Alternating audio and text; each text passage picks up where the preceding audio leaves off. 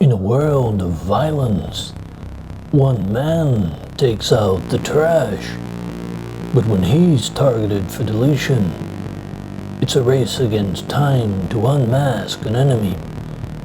But with nowhere to hide and no one to trust, it's time to make a stand, forge a new path, challenge yourself, Gemini Man. High frame rates, 3D, and a virtual character. You know, the technical burden on this film was massive. The plot probably wasn't there to balance, but it is a spectacle. I saw it at 60 frames a second. It was shot at 120 frames a second. Still, my eyes were so busy during all these scenes, just looking at all the detail, and it was effective in scenes where there's a lot going on.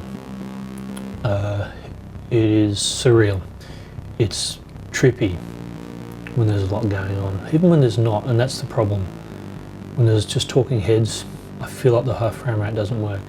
3D, it's fine for me. I think the lateral power of the film is converted to three-dimensional, so it becomes a smaller picture, I think, laterally, but dimensionally it becomes more powerful. This sort of scene, this basic scene here is, I understand it's Will Smith in the background, and he's acting to no one.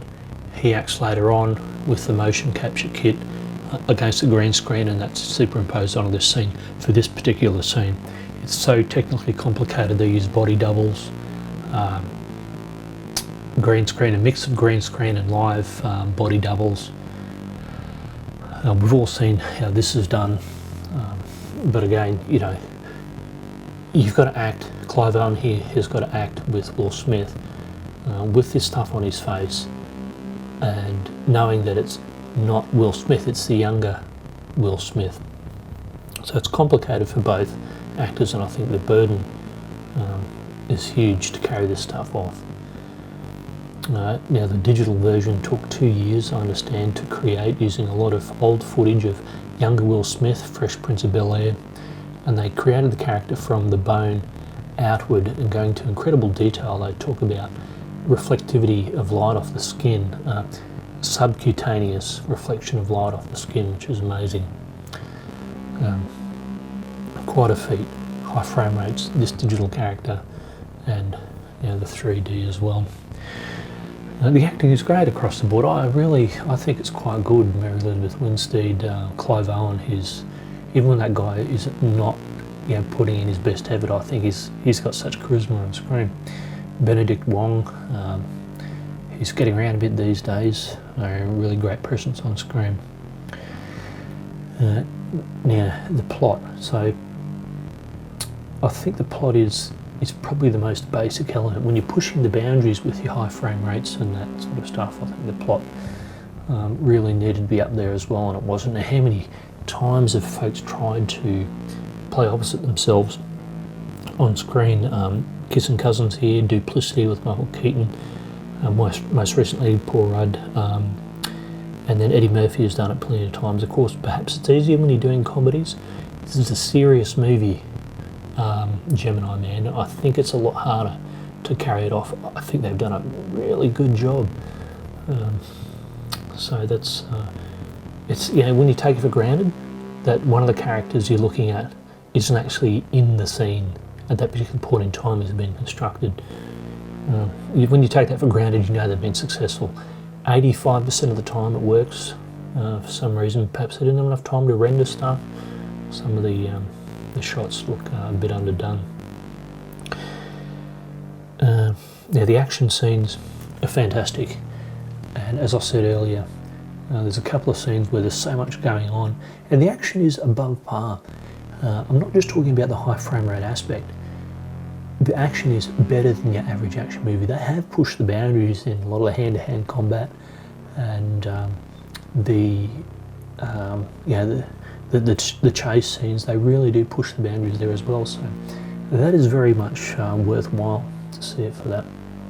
I saw the movie twice in high frame rate and at standard frame rate with 2D, and yeah, it's a worthy bit of action to watch. And a great, hasn't been successful financially, but a lot of people have written about what a great experiment it has been.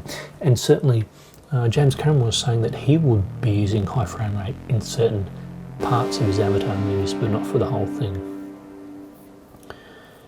Worth a look. When dark secrets are revealed and dreams crushed, a simple man is pushed to the edge and beyond.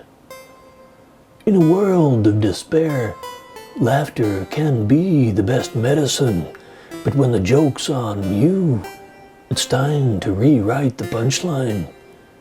Make your own fun. Joker. Acting. That's what this movie was about. Giving Joaquin Phoenix the space to create a nuanced, complex and controversial character. They did that, and it is that. Why is it being lauded so much as Oscar-worthy performance? I think it's probably because we've had a decade and a half of Marvel-type characters that have specific character arcs that are fairly narrow, beautifully acted with all those special effects, but the character arcs are similar and they're pretty narrow. So here's a guy who gets a chance under the comic book banner to do something quite different. But we really should expect this kind of acting more often. It's great acting across the board. Francis Conroy, and interestingly, this guy Douglas Hodge was in Joker and Gemini Man. Large format was another aspect of this film, large format cameras now. I have one gripe with that, and that is I remember when widescreen full high definition televisions came in, and I used to say, why do I need to watch my soap operas in widescreen? All I'm getting is extra furniture and pot plants. Please, if you're going to shoot, I know he looks alone in a shot like this, but he looks alone in a standard frame as well. Put something else in the frame that pushes it along now. This kind of shot, this justifies why you're using large format, because you can get close to the actor without distorting the face, and you can really see the nuanced development of such a strange character without distorting the picture. So this is pure character development as opposed to visual distortion. And how many versions of the Joker have there been? Cesar Romero, I think of Jack Nicholson, the great Heath Ledger, and Joaquin, Mark Hamill as well. What's the difference between Heath and Joaquin? They're just different. I think Heath was directed by Chris Nolan, this British director, a tomb of a movie, a massive film, epic in scope, where you got Todd Phillips here with Joaquin, and these brash American blokes who've just gone in and sort of punched a hole through the silver screen in creating their Joker. The period setting is fantastic, late 70s, early 80s. Very Taxi Driver-ish in the look, but again, please, if you're going to use large format, put something else in there. Remember Taxi Driver had that crazy drummer. Put something else in there that not only tells what period it is, but pushes the narrative along in some way.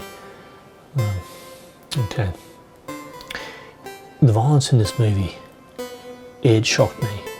Now, I'd seen Taxi Driver many times, but why was I more shocked? I think it's because of the contemporary feel about this movie. It's set in the 70s and 80s, sure, but the people who are making it are sort of my era.